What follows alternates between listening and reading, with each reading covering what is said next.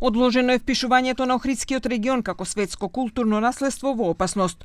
Ова е одлуката на Комитетот за светско наследство на УНЕСКО, кој се одржа во јужнокорејскиот град Бусан, со што Македонија и Албанија добија дополнителни 5 години за спроведување на препораките за заштита на природното и културното наследство.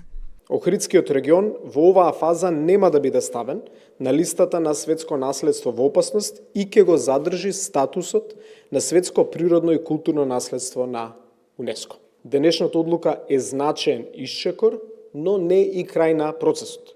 Заедно со Албанија треба да подготвиме временски ограничена рамка за спроведување на стратегискиот план до 2030 година.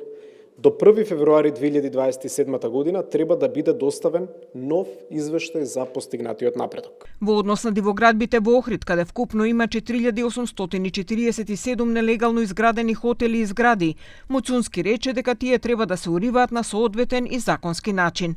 Од страна на експертскиот тим на УНЕСКО се дадени заклучоци, односно јасно утврдена рамка кои опфаќаат повеќе прашања, и тоа урбанистичкото планирање, заштитата на животната средина, а во разговорите станало збор и за трасата на коридорот 8 кај граничниот премин Ќафасан. Дел од тие одлуки се комплексни, за дел од прашањата и многу директно разговаравме и со земјите членки кои што се членови на комитетот.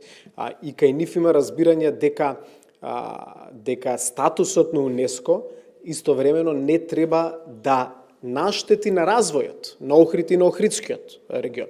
И тука зборувавме за прашања поврзани со клучни инфраструктурни проекти. Дел од коридорот 8 поминува во делот од тие райони. Со реакција се јавија од СДСМ, кои велат дека проблемите се исти со децении, како што се дивоградби, загадување, уништување на крајбрежјето и други неисполнети обврски, и сметаат дека ниту во дадениот рок нема да се направи ништо за заштита на Охридскиот регион. Знаејќи ги, после 5 години повторно ќе биде виновен некој друг, некој од пред 35 години. Секој е виновен освен Мицкоски и Тендер коалицијата што ја сочинува оваа власт. Тие денес ја имаат целата моќ и ја носат целата одговорност и на локално и на државно ниво. Ако во овие 5 години не се направи она што мора, ќе биде доцна.